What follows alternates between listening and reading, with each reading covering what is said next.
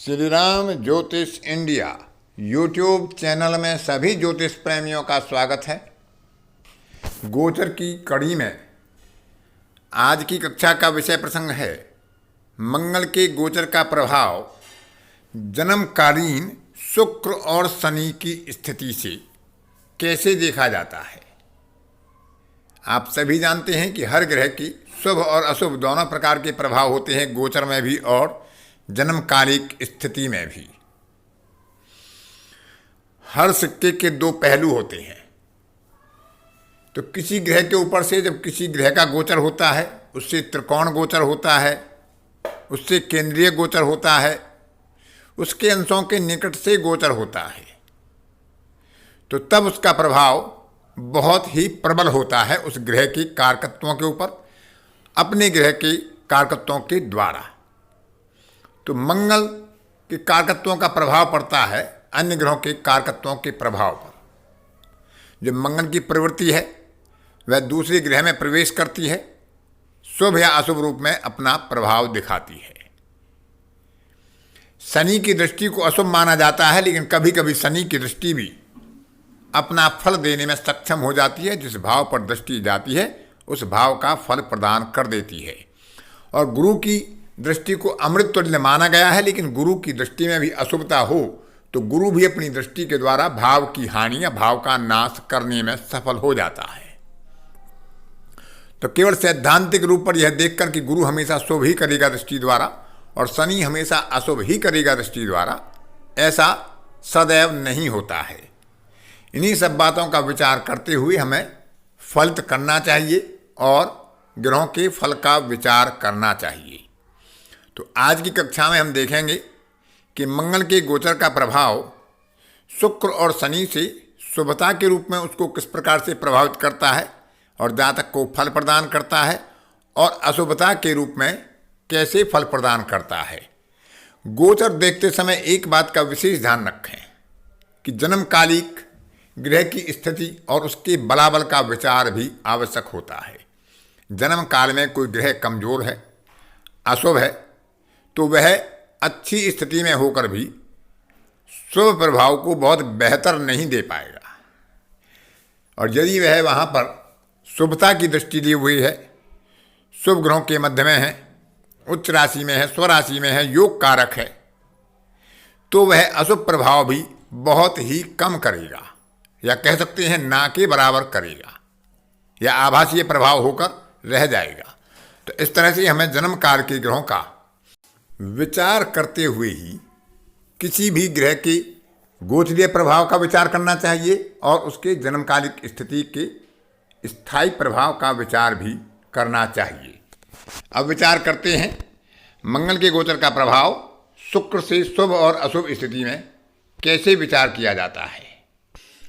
मंगल का गोचर शुक्र के ऊपर से, शुक्र से पंचम, नवम में, शुक्र से तृतीय और एकादश में, यदि शुक्र के अंशों के निकट से हो रहा होगा और शुभ स्थिति में होगा, अष्टक वर्ग में उसे अपनी कक्षा में शुभ रेखा प्राप्त हो रही होगी, तो ऐसे कालखंड में प्रेम संबंधों में प्रगाढ़ता और मधुरता आती है। जातक का उत्साह, जोश और जुनून सकारात्मक क्षेत्र में अपना प्रभाव दिखाता है। सामाजिक एकत्रीकरण, समाज में मिलने जुलने में, सामाजिक समरसता में और मनोरंजन आदि के साधनों में जातक की स्वाभाविक रूप से रुचि बढ़ जाती है। कलात्मक क्षेत्र में जातक को प्रेरणा मिलती है और स्वप्रेरणा से वह आगे बढ़ता है। भले ही उसके ग्रह कला क्षेत्र में उसे सफलता दिलाने में सक्षम ना हो, लेकिन कलात्मक क्षेत्र में जब शुक्र के ऊपर से शुभ गोचर मंगल का होगा तो स्वाभाविक रूप से जातक में एक रुचि पैदा हो जाती है। जो गायक नहीं भी होता है उसका भी गीत गाने को मन करता है। जो काव्य की रचना नहीं करता है, कविता नहीं पढ़ता है, उसकी भी किसी कविता को, किसी काव्य को, किसी गीत को लिखने या गाने में रुचि हो जाती है। जातक जो भी प्रयास करता है उसमें सफलता अवश्य मिलती है, लेकिन सफलता मध्यम स्तरीय होती है। इसके अलावा मंगल और शुक्र के जन्मकालिक स्थिति का विचार करके भी हम उस सफलता का आकलन कर सकते हैं। यदि मंगल का गोचर जन्मकालिक शुक्र से केंद्र में हो रहा हो या षडाष्टक में हो रहा हो, द्विद्वादश में हो रहा हो और अशुभ स्थिति में हो रहा हो, रेखा विहीन कक्षा से हो रहा हो, तो जातक का उत्साह, जोश और जुनून कुछ अतिशयोक्तिपूर्ण हो जाता है, सीमा का उल्लंघन कर जाता है, जोश में होश खो बैठता है और ऊर्जा का नकारात्मक उपयोग कर बैठता है। इसके अलावा संबंधों में विरोधाभास, वैर विरोध, एक दूसरे पर शंका और संदेह करने की स्थिति पैदा हो जाती है। जातक के मन में नीरसता आ जाती है, उसे किसी भी बात में मन नहीं लगता, किसी भी भोजन में स्वाद नहीं आता, अच्छे से अच्छी सफलता मिलने पर भी उसे संतोष नहीं हो पाता। आत्मनियंत्रण की ऐसी जातक में उस कालखंड में कमी हो जाती है, स्वयं की भावनाओं पर वह नियंत्रण नहीं रख पाता है। मन में असंतोष, कुछ भी प्राप्त होने के बाद भी संतुष्टि का अभाव रहता ही है। मन में संदेह की प्रवृत्ति, दूसरे पर विश्वास ना करना, और कभी कभी स्थिति ऐसी होती है कि जातक को स्वयं पर भी विश्वास नहीं हो पाता है, तो संदेहात्मक प्रवृत्ति बढ़ जाती है। किसी पुरुष की कुंडली हो तो उसका स्त्रियों से विवाद, और यदि स्त्री की कुंडली हो तो पुरुषों से स्वाभाविक रूप से एक विवादग्रस्त स्थिति की संभावना ऐसे कालखंड में बन जाती है जब मंगल का शुक्र से गोचर अशुभ स्थिति में हो रहा हो। तो ऐसे कालखंड में जब अशुभ प्रभाव दिखाई दें तो शुक्र के मंत्र जप कर सकते हैं, शुक्र के दान कर सकते हैं जैसी कुंडली में उसकी स्थिति हो, क्योंकि योग कारक ग्रह का दान नहीं किया जाता। उसके रत्न रुद्राक्ष धारण कर सकते हैं, माता महालक्ष्मी के मंत्रों का जप कर सकते हैं या कनकधारा स्तोत्र आदि का उपयोग किया जा सकता है। अब विचार करते हैं मंगल के गोचर का शनि के साथ क्या प्रभाव होता है। यदि शुभ स्थिति में मंगल शनि के ऊपर से गोचर करता है, शनि से त्रिकोण में गोचर करता है, तृतीय एकादश में गोचर करता है, तो मंगल क्योंकि ऊर्जा है और शनि सेवा है, तो जातक की संकल्प शक्ति बलवान हो जाती है, मन में दृढ़ निश्चय ले लेता है और अपने लक्ष्य की तरफ कदम बढ़ा देता है। एकाग्रता की वृद्धि होती है, एकाग्र होकर अपने लक्ष्य को साधने में सफल होता है। जातक की आत्मनियंत्रण की क्षमता बड़ी प्रबल हो जाती है, उसे अपने ऊपर नियंत्रण करने में, दूसरों पर नियंत्रण करने में भी सफलता मिलती है। सफलता के लिए वह प्रयास करता है और उस प्रयास में कभी कभी वह अविश्वसनीय और असामान्य अपना प्रयास कर देता है जिसकी स्वयं उसे भी कल्पना नहीं होती है, यदि मंगल उसकी जन्म पत्रिका में बलवान स्थिति में होगा। आग्रहपूर्वक, जोर देकर, दृढ़तापूर्वक दूसरों से कार्य करने की शक्ति का उदय होता है और वह खुद भी कार्य कर लेता है और दूसरों से भी कार्य कराने में सफल होता है, क्योंकि कुशल सेनापति के लक्षण उस समय में जातक में प्रबल रूप से प्रकट हो जाते हैं।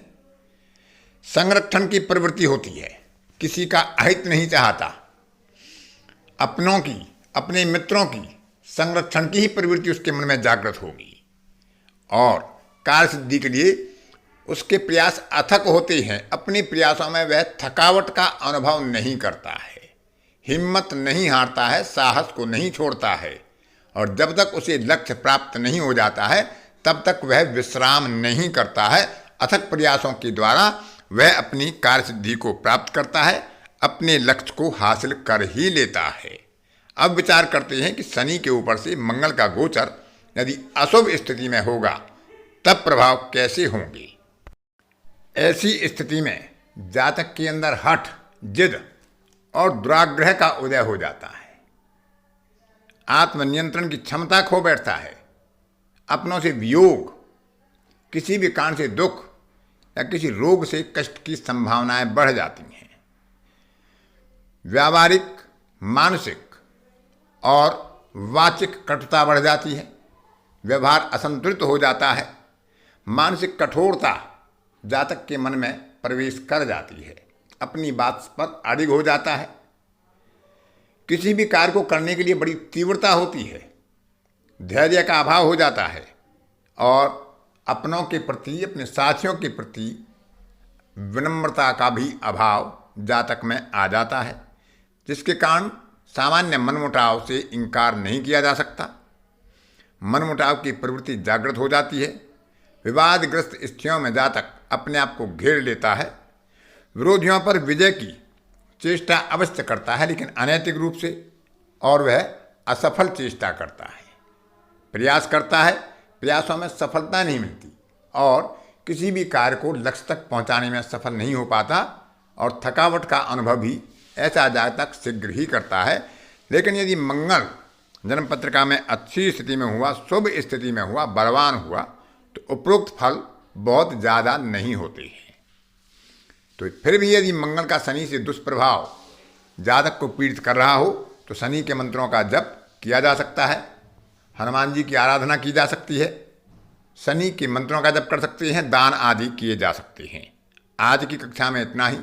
अन्य किसी कक्षा में फिर किसी नए विषय के साथ आपसे मुलाकात होगी। तब तक के लिए अपनी वाणी को विराम देता हूँ। धन्यवाद।